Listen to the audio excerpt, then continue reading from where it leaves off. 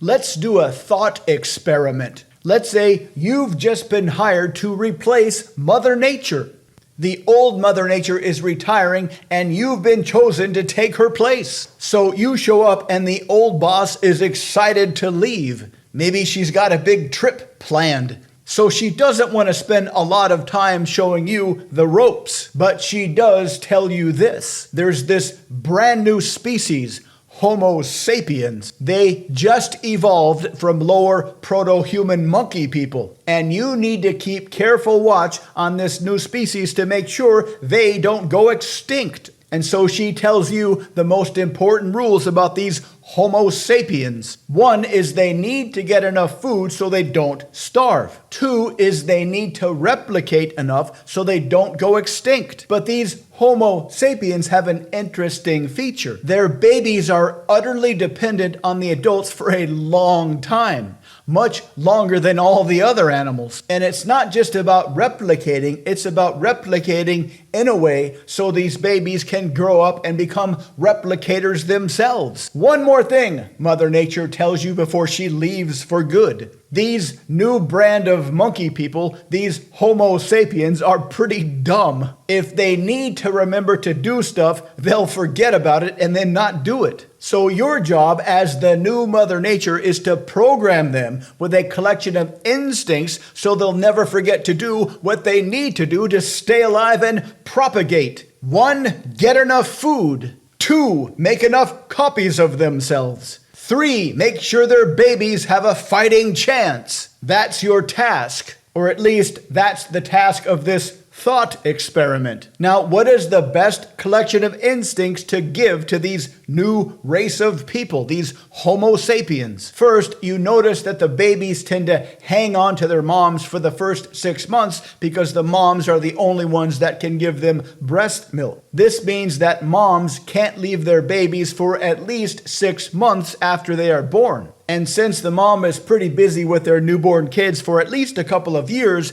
after they are born, they can't spend a lot of time looking for calories. So what kind of man should she be attracted to make sure she has the best chance of surviving? What kind of man would be capable of taking care of her for those early, most important years of the little baby's life? A proactive thinking guy. A guy who gets stuff done. A guy who can lead others. The higher up the social hierarchy, the better. In fact, let's imagine that in your new job, you have access to a quantum computer so you can kind of game out a few scenarios to see which instincts would work best. And just for fun, you compare 2 women with 2 different attraction instincts. One is instinctively attracted to a mid-level caveman. The other is instinctively attracted to a high-level caveman.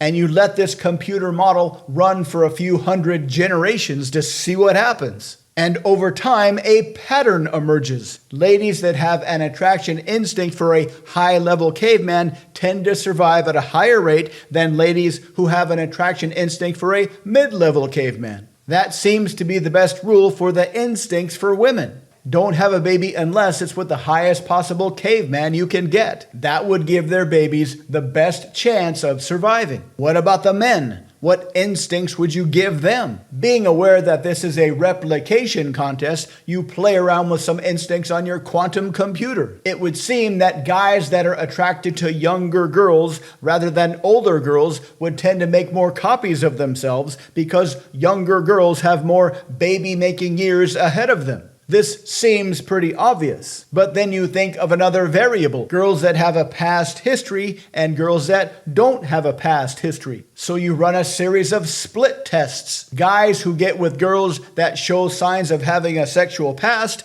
and guys who get with girls who show signs of not having a sexual past. And you notice something interesting. The guys that get with girls that show signs of not having a sexual past are much more motivated to take care of their kids because they know they are their kids. On the other hand, guys who get with girls that show signs of having a sexual past are not as motivated to take care of their kids because they're not as sure if the kids are theirs. And played out over a couple hundred generations, the kids of this guy tend to survive at a higher rate than the kids of this guy. In this thought experiment, it's pretty straightforward what happens. From an objective meta view, men are providers. So women are hardwired with instincts that make them attracted to the best possible provider they can find. Strong, independent, proactive, forward-thinking, powerful leaders, powerful communicators, powerful thinkers. All these traits in a man would make the girls' love instincts go crazy.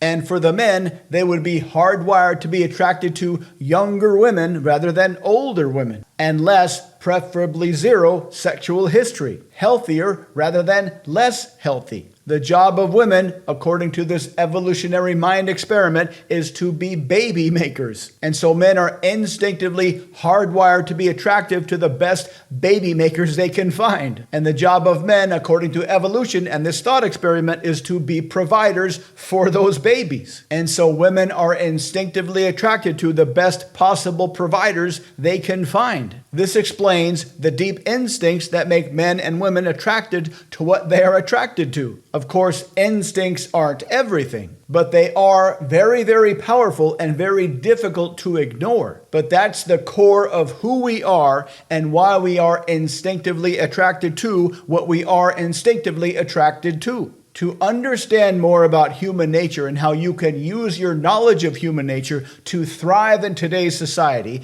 please visit mindpersuasion.com. Check out the links below. Because we make videos almost every day, please subscribe so you can continue to learn more. Let us know what you think in the comments. Thank you for watching.